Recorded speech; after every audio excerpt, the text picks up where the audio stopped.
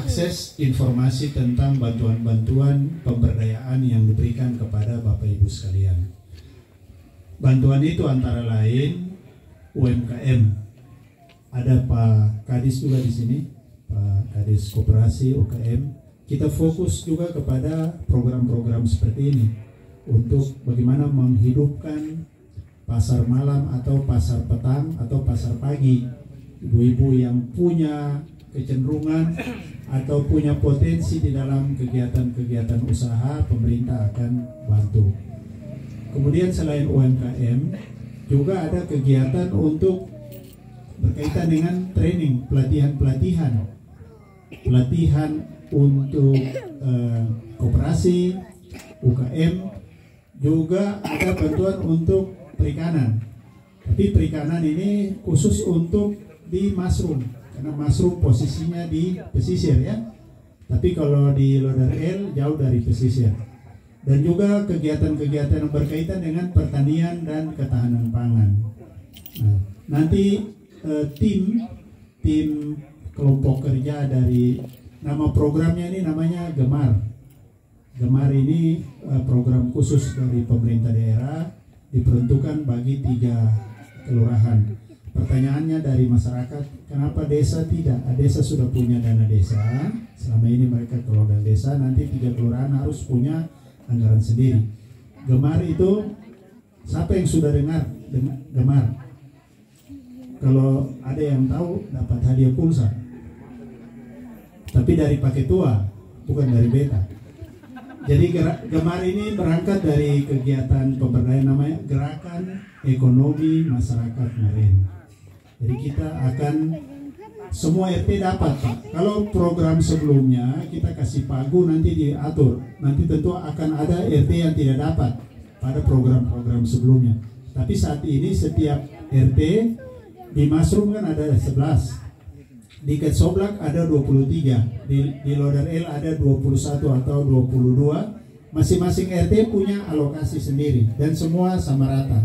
Nanti akan ada fasilitator dari tiap RT, masing-masing 2 orang akan bantu masyarakat untuk buat perencanaan. Tapi kita prioritaskan kepada warga yang kurang mampu. Jadi kalau warga yang sudah punya usaha dan mampu, kita prioritas kedua atau ketiga. Tapi kita prioritaskan pertama adalah warga yang kurang mampu. Jadi ini sebenarnya bagian dari bagaimana kata orang sama-sama saling memahami. Jadi yang sudah mapan kita belum bantu, tapi yang kurang mampu itu yang kita fokus untuk bantu. Lalu di samping itu terakhir ada banyak kegiatan-kegiatan pemerintah tahun ini yang bisa diakses oleh masyarakat melalui dinas-dinas. Jadi perencanaan umumnya itu di Bapeda, tapi perencanaan teknisnya di dinas masing-masing. Ada bantuan untuk perikanan, bantuan untuk perumahan tahun ini. Untuk siapa yang dari Mushroom, di warga di sini yang dari Mushroom dari mana? Ada nggak yang hadir dari Mushroom? Mushroom tahun ini dapat bantuan perumahan lebih dari 300 dengan ada jadi dak dan alokasi khusus dan juga dari dak reguler dan dak integrasi. Jadi kalau dak reguler cuma dapat bantuan rumahnya, tidak dapat air bersih, sanitasi. Tapi untuk dak integrasi itu semua kakak itu dapat air bersih, sanitasi dan program-program lainnya. Integrasi 187 kakak, kemudian dari dak reguler 110 ya.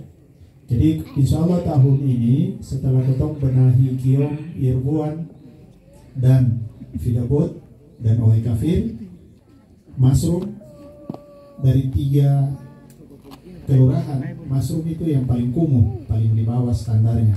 Jadi nanti setelah ini selesai di bulan Desember, nanti di tahun 2023 di Januari ketong akan lihat perbedaan antara Mushroom dengan 2 kelurahan ini sudah tidak terlalu jauh lagi.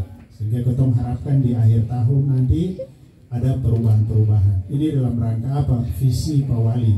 Visi Pak Wali ini bagaimana ketong punya rumah-rumah, ketong punya lingkungan ini layak huni, itu artinya rumah tidak ada yang bocor, rumah itu semua berdinding beton, rumah semua berlantai semen atau keramik. Dan semua rumah harus punya toilet.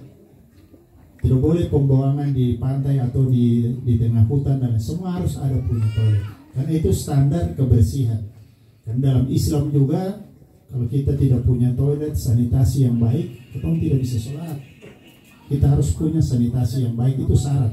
Itu sunnah Rasulullah itu. Karena ini kita ada dalam ruang lingkup pembinaan dan lain-lain, maka yang paling penting dari rumah itu sebenarnya selain kita punya kamar standar-standar ya, kamar tidur yang baik, ada ruang tamu, ada ruang, kita harus punya toilet yang baik supaya pada saat mengambil wudhu tidak ada percikan air yang membatalkan kita punya wudhu. Itu paling penting itu.